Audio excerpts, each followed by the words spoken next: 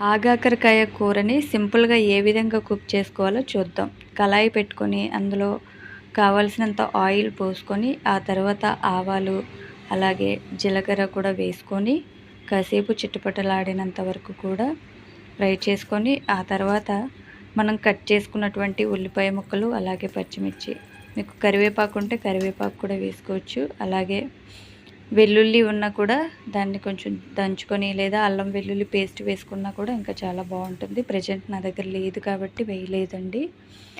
ఆ తర్వాత తరిగిన ఆగాకరకాయ ముక్కలు వేసుకొని బాగా ఇలా కలర్ చేంజ్ అయ్యేంత వరకు కూడా ఉడికించుకొని మధ్యలో టమాటో ముక్కలు వేసుకొని కావలసిన ఉప్పు అలాగే కారం, పసుపు ఈ మూడింటిని కూడా వేసుకొని చుట్టూరా మళ్ళీ కూరనంతటి కూడా టమాటా కనిపించకుండా కప్పుకొని ఈ విధంగా మూత పెట్టుకొని కాసేపు ఉడకనివ్వాలి. ఆ తర్వాత టమాటాని బాగా చిదిమి కూరనంతటికి కూడా పట్టే విధంగా బాగా కలుపుకోవాలి. బాగా కలుపుకున్న తర్వాత కాసేపు మరలా కొంచెం సేపు మగ్గాలి కాబట్టి కొంచెం వాటర్ వేసుకోవాలి.